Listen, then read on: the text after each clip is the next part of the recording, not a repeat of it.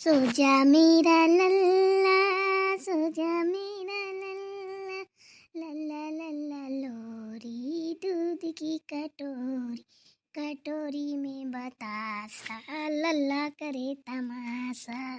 बहू क्या कर रही हो बेटा? कुछ नहीं माँ जी, लल्ला को सुला रही थी। बताइए कोई काम था क्या? अरे नहीं नहीं, कोई काम नहीं है। तू लल्ला को सुला। सो गया ना भला? अरे हाँ माँ जी, लल्ला तो सो ही गया, उसके साथ साथ मेरे पैर भी सो गए। देखो ना, एकदम पता ही नहीं चल रहा मेरे पैर है या नहीं।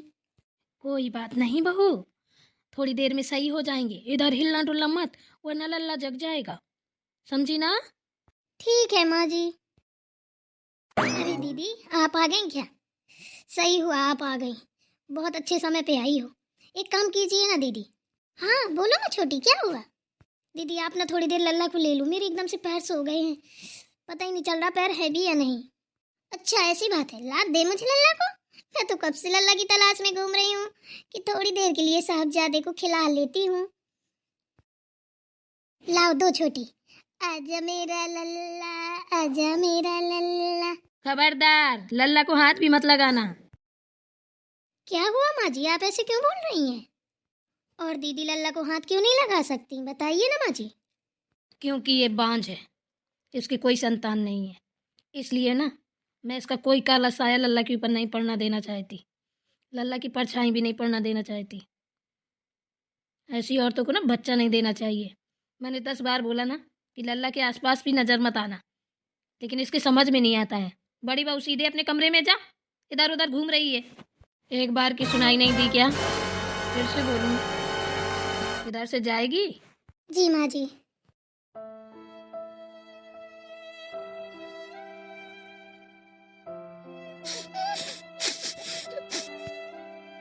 क्यों माँ जी? हाँ बोलो बहू रानी। आपने दीदी को ऐसे क्यों बोला? आखिर वो भी तो लल्ला की बड़ी माँ है, उनको भी हक है लल्ला को खिलाने का। वो कोई बड़ी अड़ी माँ नहीं है, ठीक है ना? और हाँ, मेरी बात ध्यान से सुनो, उसको लल्ला देना भी मत। उसकी एक भी औलाद तो है नहीं है। 10 साल शादी के हो गए, 10-11 साल, तब से तरस रहे हैं कि एक बेटा मिल जाए, बेटी मिल जाए, बेटा मिल जाए, बेटी मिल जाए। कहाँ से देगी? हम्म? जब होना ही नहीं है तो कहाँ से देगी? ठाट की ठाट घूम रही हैं और इधर उधर लल्ला खिलाती घूम रही हैं।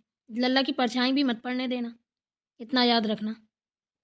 अरे माँ जी ऐसा थोड़ी ना होता है, अब क्या हुआ, बच्चे नहीं हो रहे हैं तो बच्चे नहीं खिला सकती हैं? हम्म? अरे देखना, अभी माता रानी की दुआ से सब अच्छा ही अच्छा होगा अपने घर में। अरे छोटी बहू, यही तो तू जानती नहीं है। अच्छा अच्छा की चक्कर में तो 11 साल से झेल रही हूँ। एक ठीक पुतरा नहीं हुआ कि अंधरा बहरा काना लूला कूला कैसी भी हो जाता। ऐसा कुछ नहीं है माँ जी, भगवान के घर में देर है अंधेर नहीं, अभी देखती जाइए। भगवान भगवान की महिमा अपरंपार है। अरे छोटी बहू, तू ये सपने देखना बंद कर दे। उसको नहीं कभी बच्चे अच्छे होने वाले, मुझे पता है। हरी वो बांझ है, बांझ ही रहेगी। ठाट भैंस की तरह घूमती है, उसके नहीं बच्चे अच्छे होने वाले। और जितना मैं कह रही हूँ उतना सुन ले तू। गुस्सा तो ऐसा आता है मुझे कि लगता है इसको ना इसके मायके ही भेज दूँ। इधर अपना मनहूस शकल दिखाती घूमती रहती है, लल्ला के आजू बाजू भटकती रहती है आत्मा की तरीके। अरे माँ जी आज तो ऐसे मत बोलो, आज तो मत बददुआ दो। बाहर वाले क्या कम है जो आए दिन दीदी को खरी खोटी सुनाते रहते हैं? उन्हीं की ताने से वो पकी हुई हैं, जब घर में भी ताने मिलेंगे उनको तो कैसे जी पाएंगी? कम से कम आप तो ऐसे मत बोलो। बाहर वाले कम है क्या बोलने के लिए? बाहर वालों को ही बोल लेने दो। ये ताने सुन के वो रह पाएंगी, ये बताइए। अरे छोटी बहू, यहाँ कौन चाहता है कि वो रहे? जाती क्यों नहीं है, जहाँ चाहे वहाँ मर जाए। इस ठाट का क्या होता है, बांझ की बांझ घूम रही है। अरे माँ जी ऐसे मत बोलो, आपको पता भी है ये शब्द उनके दिल में तीर की तरह चुभते होंगे, कैसा लगता होगा उनको? अरे आखिर वो भी तो इंसान ही है। वो अपने आप से थोड़ी ना बच्चा पैदा कर लेंगी, जब भगवान की महिमा होगी तभी तो बच्चा आएगा। ऐसे किसी को बोलोगी तो क्या बच्चा आ जाएगा, बताइए आप? छोटी बहू, तो इन परपंच में ना पड़े तो ही सही है। ला लल्ला को मुझे दे, और जा तू अपने पैर वैर सही कर ले, थोड़ा सेक ले आग में जाके। ठीक है माँ जी। ला दे मुझे लल्ला को। ओ मेरा लल्ला मेरा मुन्ना, सो जा।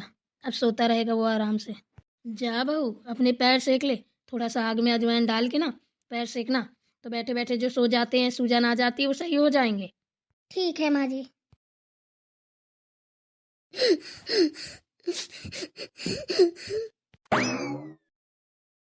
अरे दीदी, आप यहाँ बैठी थी, हमने सोचा पता नहीं कहाँ चली गई, अंदर दिखाई नहीं दी। हाँ छोटी, ठंडी लग रही थी तो मैंने सोचा थोड़ा हाथ पैर सेक लूँ आग जला के। क्या हुआ दीदी, आप रो रही हैं क्या? अरे नहीं रे छोटी, मैं क्यों रोऊंगी? वो धुआं लग गया था ना, इसलिए आंसू आ गए थे। क्यों झूठ बोल रही हैं दीदी?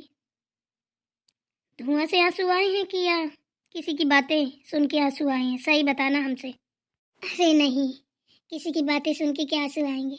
हमें तो आदत हो गई है छोटी बातें सुनने की। बातों से कोई फर्क नहीं पड़ता अब हमें। क्या करें, ईश्वर ही हमारे ऊपर रूठ गया है, तो क्या कर सकते हैं बताओ तुम ही छोटी। दीदी, आप तो बच्चों की तरीके बात कर रही हैं। कि ईश्वर रूठ के बैठा है? वो कभी किसी से रूठता है क्या? वही तो सबका पालनहार है। आप उसके घर में गई हैं कि वो आपके बारे में क्या सोच रहा है? परेशान मत हो दीदी, देखना जो ईश्वर आपके ऊपर रूठा बैठा है ना, वही आपको नन्ना मुन्ना सा प्यारा सा लड्डू गोपाल जैसा भैया देगा। छोटी, तेरे मुंह में घी शक्कर, काश जो तुम बोल रही है ऐसा ही हो जाए। अरे 100% ऐसा ही होगा दीदी, आप परेशान क्यों हो? हमारी बात गांठ में बांध लो। और हाँ दीदी, मेरी बात सुनो, ये जो माँ जी बोलती है ना, इनकी बातों पे ध्यान न दिया करो। लल्ला जितना मेरा है उतना आपका है, मेरा कम आपका ज़्यादा है। आप उसकी बड़ी माँ हो, आपका पूरा अधिकार है खिलाने का, और आप बोल नहीं पाती हैं। बोला करिए कि मेरा भी वो बेटा है, क्या हुआ मेरे नहीं हुए तो? कोई तो घर में है। अरे छोटी, कैसे बोलूं, वो सासू माँ जो ठहरी, अब उनकी बराबरी थोड़ी नहीं कर सकते हैं अपन छोटी। अब जैसा कहेंगी वैसा ही तो करना पड़ेगा। अच्छा, तो महारानी यहाँ आके बैठी है, हैं? किसी के चाय नाश्ते का कोई टाइम नहीं है। पहले आग में बैठेगी महारानी, हाथ पैर सेकेगी, कहीं निमोनिया में न दब जाए। अरे वाह, वारी महारानी बांझनिया, अरे शर्म कर ले डंखनी डायन। क्या हुआ माँ जी? कुछ नहीं हुआ, कुछ नहीं हुआ। तू अपने हाथ पैर सेक ले। इस बांझ को बोल रही हूँ कि जाके काम कर ले, ज़्यादा हाथ पैर न सेक, मर नहीं जाएगी। हाथ पैर नहीं सेकेगी तो निमोनिया में न दब जाएगी। अब मर जाए तो सही है, कम से कम बला टरे। देख रही बांझनिया, एक बात सुन मेरी, अगर ढंग से रहेगी ना घर में तो रुकने दूंगी, नहीं उठा के अपने बेटे की दूसरी शादी कर लूंगी और तुझे धक्के मार के घर से निकाल दूंगी, इतना याद रखना। इसलिए बोल रही हूँ कि ज़्यादा चर्बी ना चढ़े। घर का काम करेगी तो नौकरानी की तरह बनी रहे। शादी तो वैसे भी मैं अपने बेटे की करूंगी, ऐसी थोड़ी ना मेरा बेटा बना रहेगा बिना औलाद के। नहीं माँ जी, ऐसा मत करिएगा, मैं काम करूंगी, जो आप बोलेंगी वही करूंगी। तो जा फिर, घर में पूरा काम छिछाया पड़ा है, पूरा काम कर। हाँ, और छोटी बहू कुछ नहीं करेगी क्योंकि लल्ला छोटा है। पानी में बार बार हाथ डालेगी ना तो उसको सर्दी हो जाएगी, समझी ना? माँ जी, हम छोटी को तो वैसे ही कोई काम नहीं करने देते हैं, हमें पता है। पूछ लीजिए छोटी से, वो तो कभी कुछ नहीं करती है, क्योंकि हम खुद नहीं करने देते हैं। अगर वो करना भी चाहे तो हम नहीं करने देते हैं। हाँ माँ जी, दीदी बिल्कुल सही कह रही हैं, वो हमें कोई काम नहीं करने देती हैं। हर बार बोलती हैं कि छोटी तू ऐसा मत कर, तू ऐसा मत कर, लल्ला को सर्दी हो जाएगी, लल्ला को ये हो जाएगा। आपसे ज़्यादा टेंशन में रहती हैं वो, आपसे ज़्यादा हमारे बारे में सोचती हैं। ऐसा नहीं है।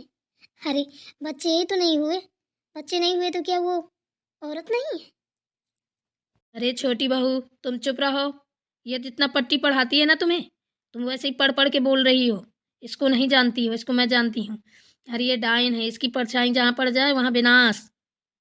अब खड़े खड़े मेरा मुंह क्या ताक रही है? जाते नहीं बनता, चल। ठीक है माँ जी।